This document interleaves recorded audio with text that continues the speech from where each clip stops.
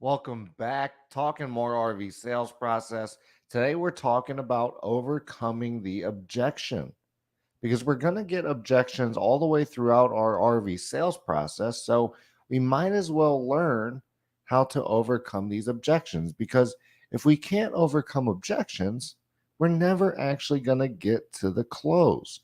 So we don't want to, get too wrapped up in focusing down on one part of the sales process rather than the other, right? Like we don't want to focus down so much on closing the deal and overcoming objections that we forget about the introduction and the other parts of the sales process because they all come together. But at the end of the day, when it comes to writing up our customer and getting the deal closed, we're going to get those objections and we're going to have to overcome them. All right. So, one of the things that I've learned in my sales career, and I'm still learning, is that one of the best ways to overcome an objection is to meet it before it becomes an issue or, kind of meet the problem before your customer even brings it up.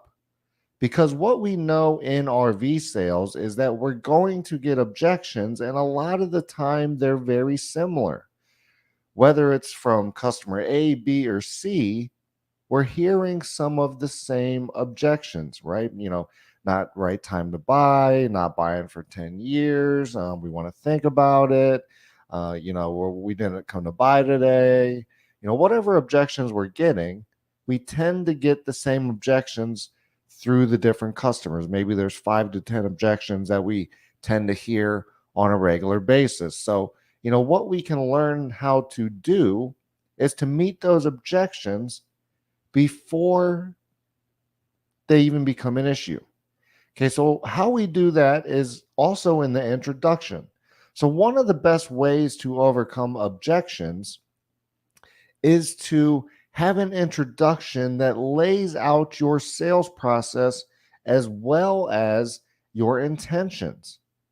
Okay, because when a customer comes into your dealership and they tell you that they don't want to buy for 5 or 10 years right from the very beginning, there's two different ways we can go about it. And honestly, that's one of your first objections. We have to understand that objections don't just come in the close, right? They don't just come after we show our customer the number. We get objections all the way through the sales process right from the very beginning. Right? A customer says, "Hey, just came in today to look at RVs. I'm not buying for 5 or 10 years. I'm just coming in to take a look." That's an objection right there. Because if they don't buy in 5 or 10 years, then we're not closing the deal today. So should we show them the RV and waste our time? The answer is yes. It's not a waste of time. We just need to close them today instead of in 5 or 10 years. So, how do we do that? How do we get them to close quicker than they're telling us they want to close? And the answer is by adding value into their life, is by providing something that they're missing. And we do that by learning our customers' true needs, wants, and desires. Okay, so if we want to overcome objections late in the sales process, we have to still be focused down on the entire sales process. We still have to be cognitive about the introduction and how we are setting up the rest of our sales process. Because when a customer comes in and they tell me they're not buying for 5 and 10 years, what I'm going to do is I'm going to say, "Oh, I hear what you're saying. But let me ask you this: what are you looking for? What are you going to be doing? Who are you going to be going with?" Right? I'm just going to kind of brush that objection off by saying, "I hear what you're saying, but let me ask you this. Where are you going to be going? What are you going to be doing? Who are you going to be going with? Right? What kind of truck do we have?" And all these different things. So when I learn those needs, when I learn those wants, that's going to allow me to get over their objection down the road. The next thing that I need to do is explain my buying process and set my intentions early. Because the truth is, customers do not like to go through a process that is a surprise or that they don't know what's happening. Like if you think about human nature, we don't typically like to be surprised. If someone's going to say, hey, Leo, I'm going to take you somewhere and I'm not going to tell you where, put this blindfold on, right? Especially if it's somebody you don't know, you're going to be very weary. Oh, well, I just want to give you a surprise. Well, I don't really want a surprise, especially from a stranger, right? So, if we're going to take our customers down a sales process, we need it to be laid out in a way that makes sense for them, but also in a way that sets up the sale to be closed today, not in 5 years, not in 10 years. Okay. So, what I'm going to do, I got to be cognitive of my introduction. Okay. So, I have to explain my buying process. I have to set my intentions early. So, this is the way that would sound. Hey, Mr. Mrs. Customer, welcome to XYZ dealership. How can I help you? They're going to say, hey, we're not buying today. We're going to buy in 5 or 10 years. We just come in to take a look. Now, what I'm going to say is, hey, I hear what you're saying, but let me ask you this. Have you ever bought an RV from our dealership before? They're going to say yes. They're going to say no. It doesn't matter. What I'm going to do next is I'm going to say, okay, great. Well, the way that we do business here at XYZ dealership is, we sit you down. We learn exactly what you're going to be doing, where you're going to be going, who you're going to be going with, and all these different things we need to learn so that we can make sure we're showing you an RV that'll meet your needs. Once I learn exactly what you're looking for, I'm going to take a look at my inventory to see if we even have an RV that lines up with what you're going to be doing. If we do, I'll go out and I'll show you 1, 2 RVs that'll fit the bill for you perfectly. Once we take a look at them, we'll come back into the dealership. We'll sit down at my desk. I'll show you the numbers. That way you know what you would need to be in a monthly payment or in a cash price to buy this RV. And if it's a perfect RV, you'll buy it. If not, I won't even ask you to buy it. Does that sound fair enough? Now they're going to say something like, well, Chris, I told you I'm not going to buy for 5 or 10 years. So, I'm not buying today. Hey, okay, great. No problem. Okay. But nonetheless, the whole objection or the whole goal of that rather is to set my intentions early and explain my buying process so that the customer knows what they're about to go through so that they don't have a surprise, right? They're not going to be surprised when I ask them to buy at the end of my sales process, even though they told me they're not buying for 5 or 10 years. Because as an RV salesperson, I don't get to pick and choose my ups all the time. And if I have a customer that's buying in 5 or 10 years, then my goal needs to be to flip them to buy today. So I'm not going to spend much energy in the fact that they are telling me this. I'm just going to go through my sales process with the goal to get them to buy today. Now, will it be harder than someone that says, hey, Chris, I'm buying this week. I'm looking for the perfect RV. Yes, it's going to be harder than that customer, but that doesn't mean that we can't close them. Okay, so the first way to overcome objections is we need to, in the very beginning of the sales process, outlay our buying process, outlay our intentions so that our customer is not caught by surprise and they know exactly what process they're going to go through. In addition, I'm going to set up my intro so that my buying process is one that I need them to go through. I need my customer to tell me what they're looking for so I can find them the right RV. I need them to, in turn, tell me that info so I can find the right RV on my inventory, make sure I have it so that I can go out and present 1 or 2 RVs that meet my customer's needs. That's what I need. Once I learn that, and I tell them I'm going to ask you questions until I learn that. So now, by them agreeing to letting me ask them questions, which is another objection, customers will say, hey, why are you asking me so many questions? I don't want to sit down with you at the desk. I just want to go out and take a look at RVs. These are objections. And the way I'm handling them is in the introduction, because I'm telling them the process that we are going to go through. I'm telling them the buying process that our dealership has, and I'm telling them why that is our process. I'm being very transparent. I'm being very honest, and I'm being very fair, and I'm outlaying a sales process that is designed after my customer's needs, or that's designed to take care of my customer's needs. So when I tell them in the intro, hey, this is what we're going to do. We're going to sit down at my desk and we're going to ask questions because I need the questions. I need to know the information so I can close the deal, right? But in turn, I'm going to tell them, I'm going to sit you down and ask you questions so that I can make sure that we have the inventory.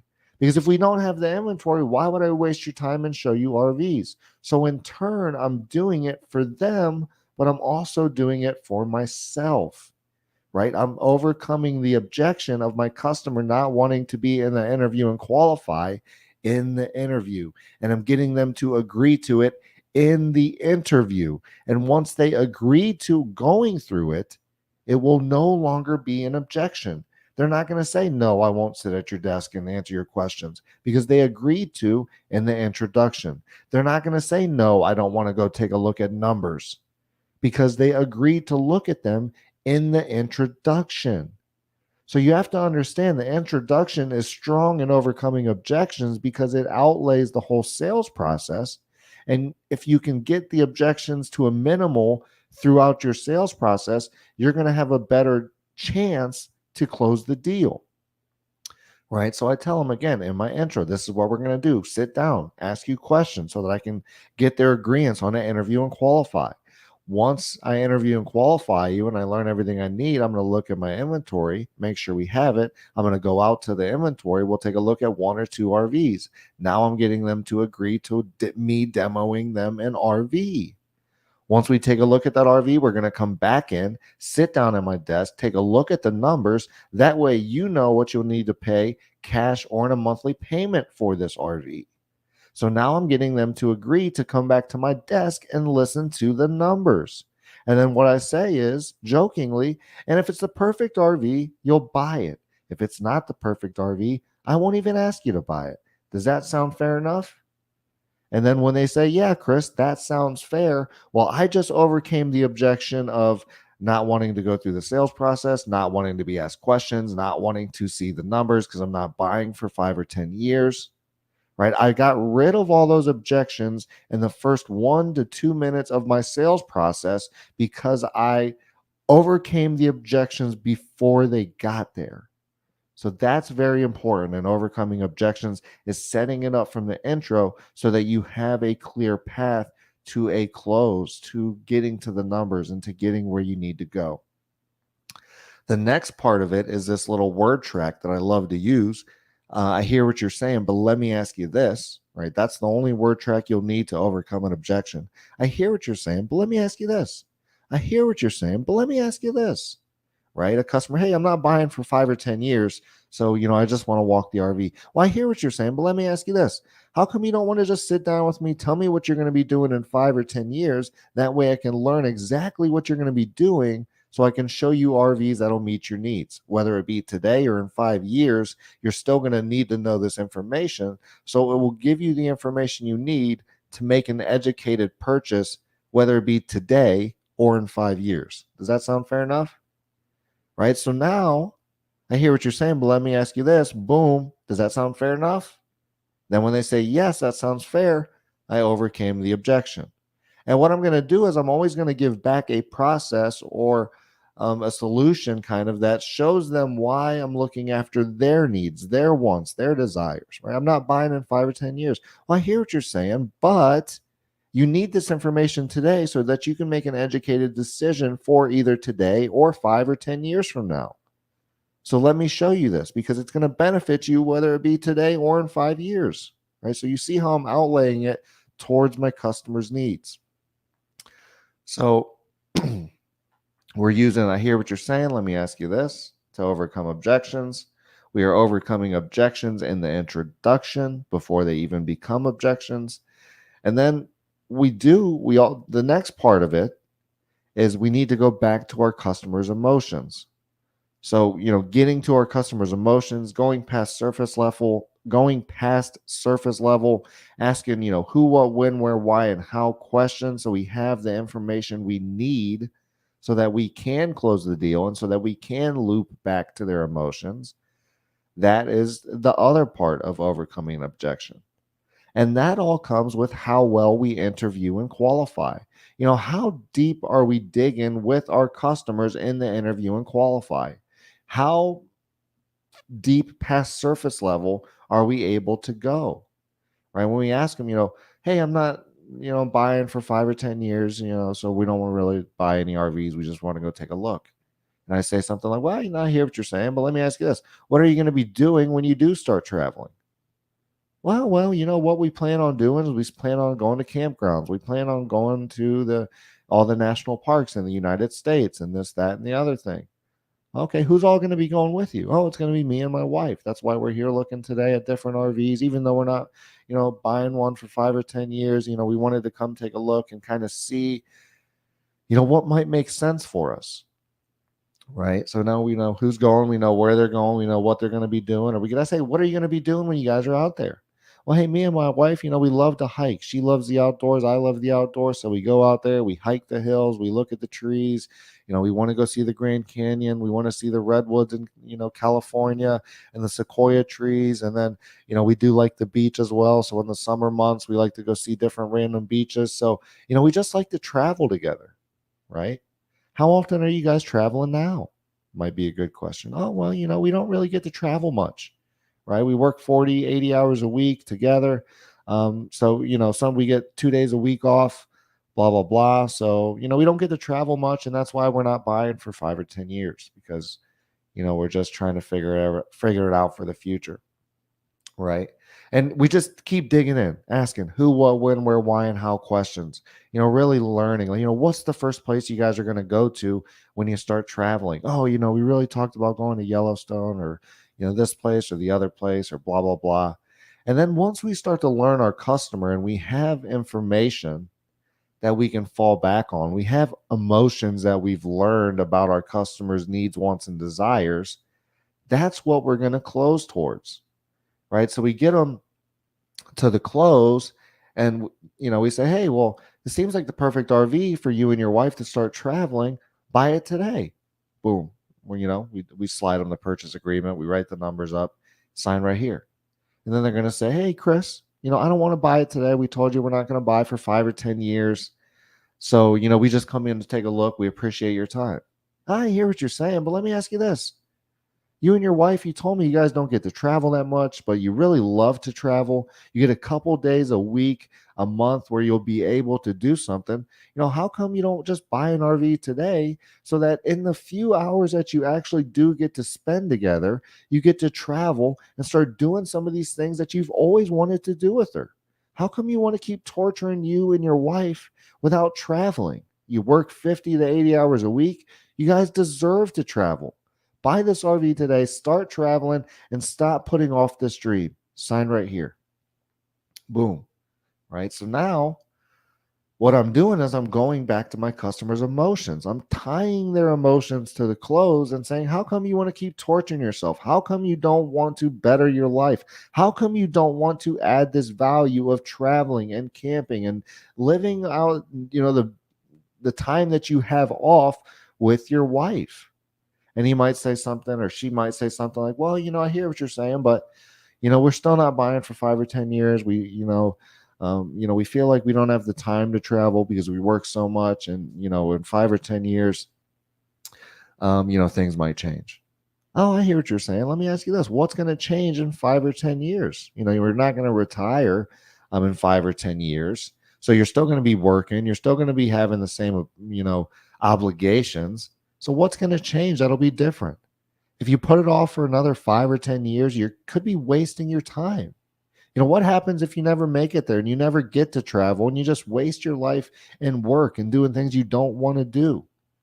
Today, you can buy this RV, and it's the opportunity for you to start living the life that you want to live. Start creating those memories with your wife and your husband, traveling those places you want to go, seeing the sequoia trees in California, and going to these different, destinations that you want to travel. This is the perfect time to buy. This is the perfect RV for you.